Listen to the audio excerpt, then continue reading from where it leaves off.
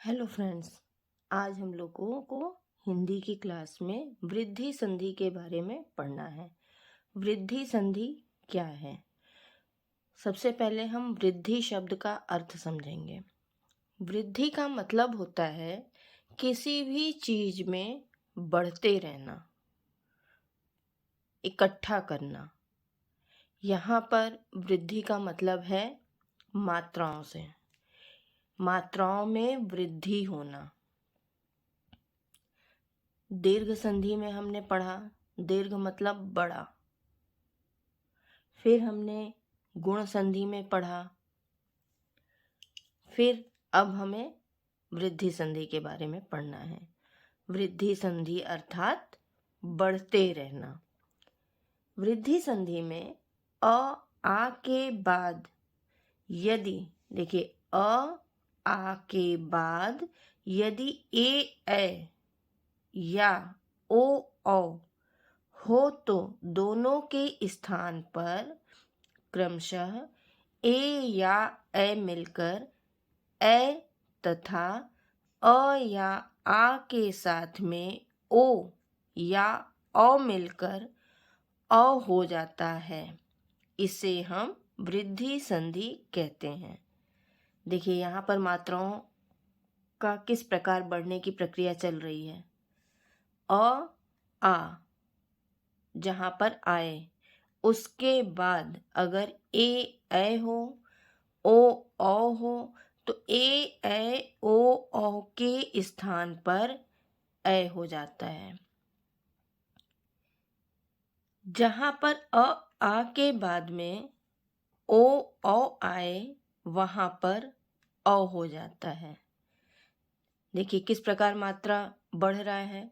यहाँ पर ए हुआ, यहाँ पर अ हुआ, अर्थात इस बढ़ते हुए क्रम को हम वृद्धि संधि कहते हैं। अब इसके उदाहरण भी हम लोग देख लेते हैं।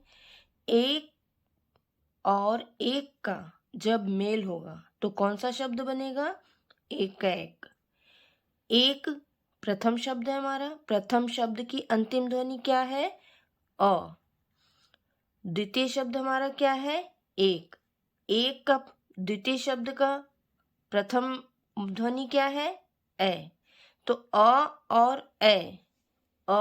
और ए मिला करके हमारा क्या बनेगा? ए।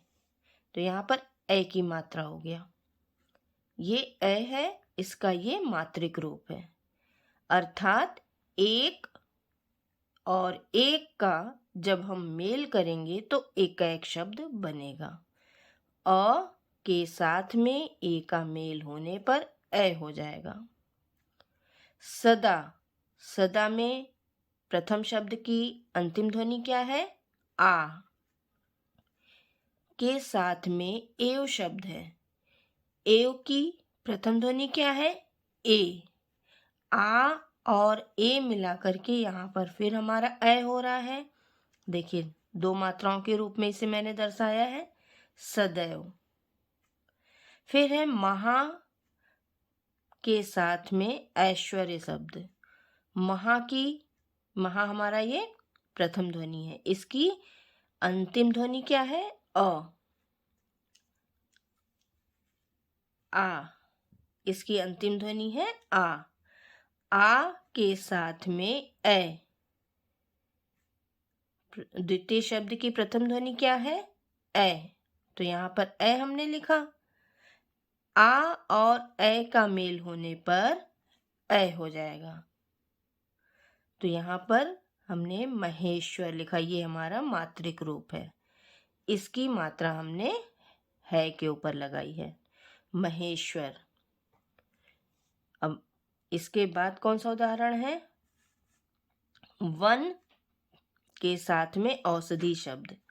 वन प्रथम शब्द है, इसका द्वितीय शब्द क्या है? औषधि। वन प्रथम शब्द की आखिरी ध्वनि अ।